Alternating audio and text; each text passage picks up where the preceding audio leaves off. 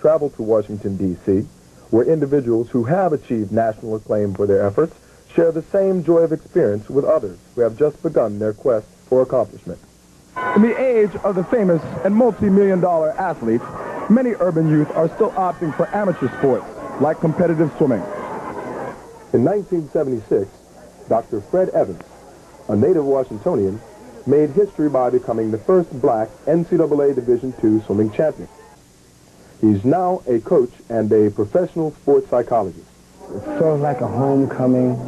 It's just a very phenomenal feeling to see these young athletes and the coaches that are around them and people who I grew up with and some of my peers influencing their lives.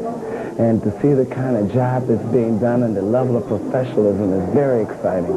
I think that there's some super athletes here and some that would definitely make a mark in the national level and world-class level of swimming.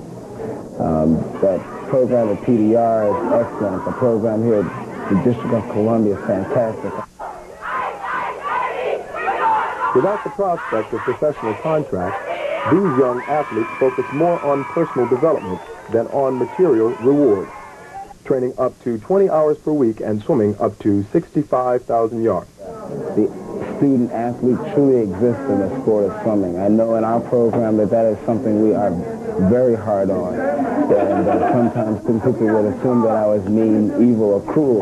But I do understand the reality that if you're not academically prepared, athletically prepared in this sport is misleading. 15-year-old Michael Norment of the Philadelphia Department of Recreation broke meet records in the 200-yard individual medley and the 100-yard breaststroke. During the 1990 season, Michael earned honors as the nation's fastest 13-14 age group breaststroker, as well as a top 10 listing in the 100-yard butterfly.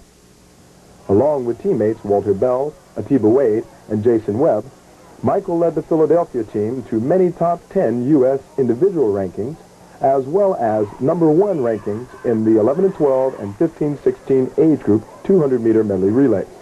Well, you know, it's really kind of interesting when people refer to me as a groundbreaker. Mostly when I think of my experience in swimming, it's I was never taught that you couldn't do it. So naturally, when I got into the sport, I didn't understand the emphasis that black people can't and black people don't. I was just another person there walking, talking, trying to do the same thing everybody else was, and that was to win. And I was just in a very blessed situation and around some terrific competition and some very enthusiastic athletes. And it was very contagious. I just simply enjoyed myself. Indeed, the Black History Invitational Swim Meet is a unique celebration of achievement in black history. This is Mark Lewis, Howard News Vision.